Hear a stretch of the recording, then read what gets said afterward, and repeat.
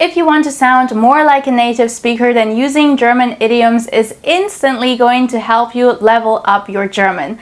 I love German idioms, we use them all the time and they make the language just sound so much more fun.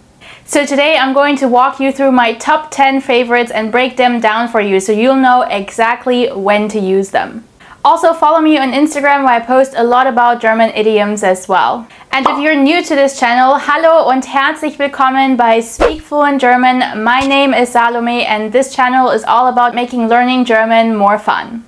So if this is what you are looking for, then don't forget to hit subscribe so you don't miss any of my weekly lessons. Okay, let's get started with number 10 of my top 10 favorite idioms. Ich verstehe nur Bahnhof. I only understand train station. When a German says to you, ich verstehe nur Bahnhof, they don't literally mean I only understand train station. Rather, they're telling you that they're confused.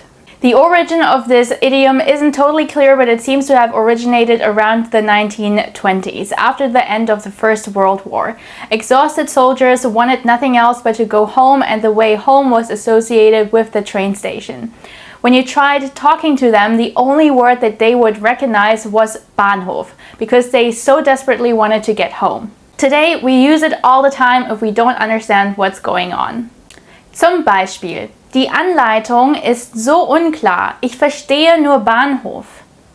Verstehst du die Ansage? Ich verstehe nur Bahnhof. Top 9. Um den heißen Brei herumreden. To talk around the hot porridge. The German idiom um den heißen Brei herumreden is similar to the meaning of the English version, to beat around the bush. Especially Germans that are more direct will use this regularly when they want people to hurry up and get to the point. Zum Beispiel: Rede nicht um den heißen Brei herum. Komm endlich zum Punkt. Die Politiker redeten die ganze Zeit nur um den heißen Brei herum.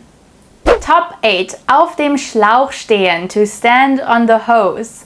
Standing on your hose means you don't understand something or you're just not getting anywhere. You can imagine it like this. Someone is standing on their own garden hose without realizing it and is surprised that no water is coming out of the tip. Zum Beispiel: Marie und Max verstehen die Hausaufgabe nicht. Sie stehen auf dem Schlauch. Oder: Sorry, kannst du das nochmal erklären bitte? Ich stehe auf dem Schlauch.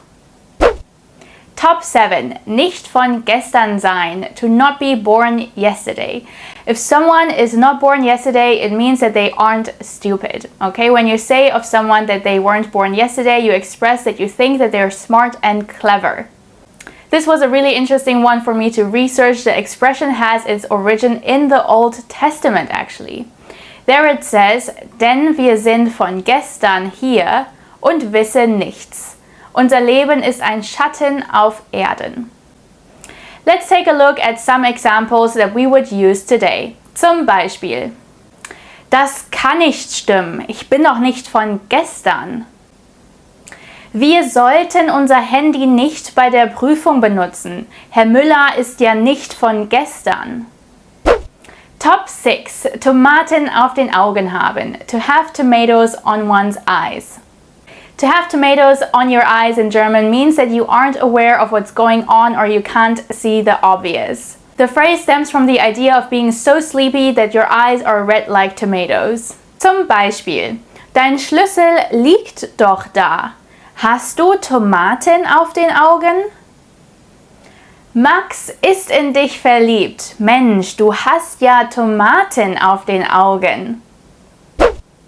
Top 5. Butter bei die Fische geben. To give butter by the fishes. Putting butter on the fishes means getting to the point. But where does this idiom stem from? In Germany, just before you put fried or baked fish on the table, you usually add a bit of butter. But really only just before, because otherwise it melts. So as soon as you have put butter on the fish, the meal must begin. I couldn't really find where it originated from, but my guess would be from the north of Germany, somewhere around Hamburg. If you know, then let me know in the comments below. You can use this saying as follow. Zum Beispiel: Geben Sie Butter bei die Fische und kommen Sie zum Punkt. Max, hör auf, den heißen Brei zu reden und gib endlich Butter bei die Fische. Was this too much? I told you I love German idioms. Top 4. Einen Vogel haben. To have a bird. Anyone who has a bird is a little crazy. It's a strange idea, but the phrase he or she has a bird is often used when people have said or done something stupid. In the past, however, this saying was only said to mentally ill people. In fact, it was an old belief that insanity was caused by birds. However, not by the fact that people bred pigeons or owned canaries and budgies. No, at that time it was believed that birds would nest directly in the brain, and if someone then did something that others couldn't understand, then they probably had a bird in their heads. Another saying very related to this one is bei dir piept's wohl. Bei dir piept's wohl, which means at yours it's beeping or tweeting. Top 3. Ich bin Hase, ich weiß von nichts. I am rabbit, I know nothing about anything. When someone says ich bin Hase, ich weiß von nichts, my name is rabbit, I know nothing about anything, most people would think of a cute fluffy animal with big ears. But this idiom actually has a completely different origin. It means I don't know what you're talking about or I have nothing to do with this. But what do rabbits have to do with it? The answer is rabbits have nothing to do with this saying. In fact, this idiom goes back to a man whose last name was Hase. Victor von Hase was a law student in Heidelberg who had stand trial in 1855. At the time, it was said that he had helped a friend to escape because the friend had shot a student. When Victor von Hase was asked to comment on the case in court, he only said, "My name is Hase, I know nothing about anything. Mein Name ist Hase, ich weiß von nichts." This phrase spread so much at the time that we still use Victor's statements as an idiom today. Top 2. Jacke wie Hose, like jacket, like pants. If something makes no difference, then we say, das ist doch Jacke wie Hose. That's like jackets, like pants. Zum Beispiel, mir ist egal, ob wir ins Schwimmbad oder ans Meer fahren. Das ist doch Jacke wie Hose. Ob wir jetzt nun nach Mallorca oder nach Ibiza fliegen, ist doch Jacke wie Hose. This saying probably originated in the 17th century when it was not common yet to make the jackets and pants of a suit from the same fabric. However, when this became fashionable, tailors referred to it as jacket like trousers. Soon it became a common phrase that we still use today. Alright, are you ready for my favorite German idiom of all times? Drum roll, please. Top Nummer 1. Wie man in den Wald hinein ruft, so schallt es heraus. As you shout into the forest, it's going to echo back. This expression means the way you treat someone is the way they react to you. In English, we would probably say what goes around comes around. Unfortunately, the origin of this proverb can't be determined exactly, but it probably has something to do with the echo when you shout into the forest. Have you tried this before? Sometimes when you shout into the forest, there is an echo and the words echo back to you, right? So just as you shout into the forest, it echoes back to you. I use this idiom a lot and I use it even in English, even if it doesn't make any sense in English. But my friends by now know what it means and think it's actually quite fun. Honestly, there are so many more fun idioms that it was really difficult to just pick 10. So if you want me to make a part 2 of this video, let me know in the comments below.